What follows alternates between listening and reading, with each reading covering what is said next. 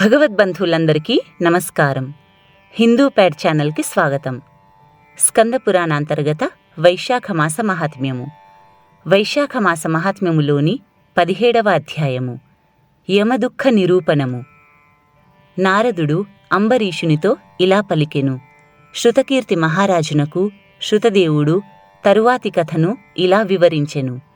వాయువు చేసిన ఉపచారముల వలన ఊరడింపు వలన కొంతగా తేరుకున్న యముడు బ్రహ్మను ఉద్దేశించి ఇలా పలికెను. స్వామి, సర్వలోక పితామహ బ్రహ్మ, నా మాటను వినుము. నేను నా కర్తవ్యమును నిర్వహింపకుండా నివారింపబడితిని.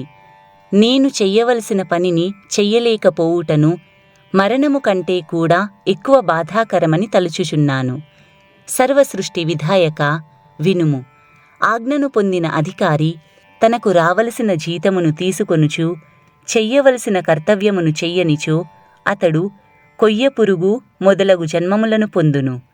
అతి తెలివితో లోభము నొంది యజమాని ధనముతో పోషింపబడుచు కర్తవ్యమును చెయ్యనిచో అతడు భయంకర నరకలోకములలో 300 కల్పములు చిరకాలముండి మృగాది జన్మలనెత్తును. అధికారి నిరాశపడి తన కర్తవ్యమును నెరవేర్చనిచో ఘోర నరకములలో చాలా కాలముండి కాకి మున్నగు జన్మలనెత్తును. తన కార్యమును సాధించుటకై యజమాని చెప్పిన పనిని నాశనము చెయ్యువాడు ఇంటియందు ఎలుక జన్మనెత్తి 300 కల్పముల కాలము బాధపడును. సమర్థుడైనను తన కర్తవ్యమును చెయ్యక ఇంటియందే ఊరికే ఉండేవాడు పిల్లిగా జన్మించును. ప్రభూ, మీ ఆజ్ఞను పాటించుచు నేను జీవుల పాపమును పుణ్యమును నిర్ణయించి విభజించి వారి వారికి తగినట్లుగా పుణ్యపాపములను బట్టి పాలించుచున్నాను. ధర్మశాస్త్ర నిపుణులగు మునులతో విచారించి ధర్మ మార్గానుసారముగా ప్రజలను పరిపాలించుచుంటిని. కాని ఇప్పుడు నీ ఆజ్ఞను పూర్వము వలె పాటింపలేని స్థితిలో ఉన్నాను. కీర్తిమంతుడు అనే రాజు వలన నేను నా కార్యమును నిర్వర్తింపలేకున్నాను. కీర్తిమంతుడు అనే ఆ రాజు సముద్ర పర్యంతమున్న భూమిని వైశాఖమాస వ్రత ధర్మయుక్తముగా పరిపాలించుచున్నాడు. అన్ని ధర్మములను విడిచినవారు, తండ్రిని పూజింపనివారు, పెద్దలను గౌరవించనివారు, తీర్థయాత్రలు మున్నగు మంచి పనులు చెయ్యనివారు, యోగ సాంఖ్యములను విడిచినవారు, ప్రాణాయామము చెయ్యనివారు, హోమమును స్వాధ్యాయమును విడిచినవారు, మరి ఇంకను పెక్కు పాపములను చేసినవారు, ఇట్టి వారందరూ వైశాఖమాస వ్రతధర్మములను పాటించి వారి తండ్రులు తాతలతో పాటు విష్ణులోకమును చేరుచున్నారు. వీరే కాదు, తండ్రులు తాతలు తల్లులు వీరు కూడా విష్ణులోకమును చేరుచున్నారు. వైశాఖ వ్రతము ఆచరించిన వారి భార్య వైపు వారు, తండ్రి వలన ఇతర స్త్రీలకు పుట్టినవారు వీరందరూ నేను వ్రాయించిన పాపపట్టికలోని తమ పాపములను తుడిచివేయునట్లు చేసి విష్ణులోకమును చేరుచున్నారు. ఇట్టి దుఃఖములను చూడగా నా తల పగిలిపోవుచున్నది. సామాన్యంగా ఒకడు చేసిన కర్మ ఆ ఒకనికే చెందును. దానివలన పుణ్యపాపములలో ఏదో ఒక దానిని వాడు అనుభవిస్తాడు. కాని వైశాఖమాస వ్రతము ఒకడు చేసినచో అతడే కాక అతని తండ్రి వైపువారు తల్లివైపువారు మొత్తం 26 తరముల వారు వారు చేసుకున్న పాపములను పోగొట్టుకొని విష్ణులోకము చేరుచున్నారు. వీరు కాక వైశాఖ వ్రతమును చేసిన వారి భార్యల వైపువారు భర్తల వైపువారు కూడా విష్ణులోకమును చేరుచున్నారు.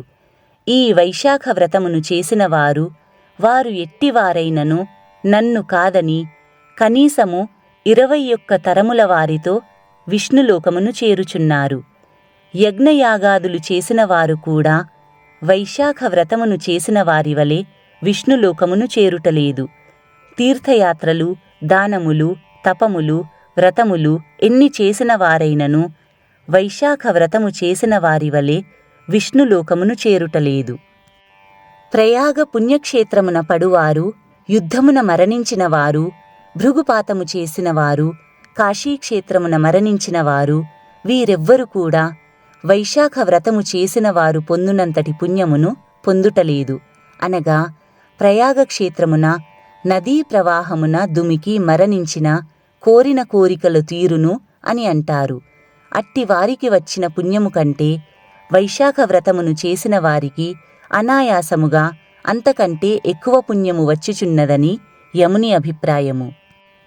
వైశాఖ మాసమున ప్రాతఃకాల స్నానము చేసి విష్ణు పూజను చేసి వైశాఖ మహాత్మ్యమును విని యథాశక్తి దానములను చేసి జీవులు సులభముగా విష్ణులోకమును చేరుచున్నారు. వైశాఖ వ్రతమును చేసిన పాపాత్ములు కూడా విష్ణులోకమును చేరుట నాకు యుక్తముగా అనిపించుటలేదు.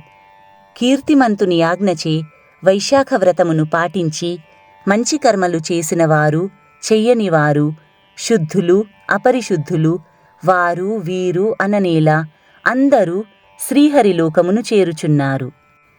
సృష్టికర్త జగత్ప్రభు మీ ఆజ్ఞను పాటించుచున్న నన్ను నా పని చెయ్యనివ్వక అడ్డగించిన వారు నాకే కాదు మీకు కూడా శత్రువులే. కావున నీవు కీర్తిమంతుణ్ణి శిక్షించుట యుక్తము. ఊరుకున్నచో అందరూ వైశాఖ వ్రతమును ఆచరించి వారెట్టివారైనను విష్ణులోకమునకే పోవుదురు. అందువలన నరకము స్వర్గము మున్నగు లోకములు శూన్యములై ఉండును. పలుమార్లు తుడవబడిన ఈ పాపపట్టిక మరియు ఈ యమదండము వీటిని మీ పాదముల వద్ద ఉంచుచున్నాను. వీటిని ఏమి చేయుదురో మీ ఇష్టము. కీర్తిమంతుని వంటి కుమారుణ్ణి అతని తల్లి ఎందులకు ఎట్లు కన్నదో నాకు తెలియుటలేదు. శత్రువుని గెలువని నాబోటివాని జన్మ వ్యర్థము. అట్టి వానిని కనుట కూడా ఆ తల్లి చేసిన వ్యర్థమైన కార్యమే. మబ్బులోని మెరుపు శాశ్వతము కానట్లు శత్రువిజయమునందని పుత్రుణ్ణి కన్న తల్లి శ్రమ కూడా వ్యర్థమే. శత్రుజయమును సాధించి కీర్తినందని వాని జన్మ ఏలా, వాని తల్లి పడిన శ్రమ కూడా వ్యర్థమే. కీర్తిమంతుని వంటి పుత్రుణ్ణి కన్న వాని తల్లి ఒక్కతే, వీరమాత. ఇందులో సందేహము లేదు. కీర్తిమంతుడు సామాన్యుడా? నా వ్రాతనే మార్చినవాడు కదా. ఇలా నా వ్రాతను ఇంతవరకు ఎవ్వరూ మార్చలేదు. ఇది అపూర్వము.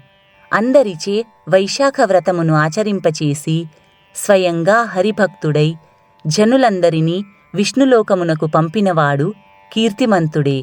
ఇట్టివారు మరెవ్వరూ లేరు అని యముడు తన బాధను బ్రహ్మకు వివరించెను.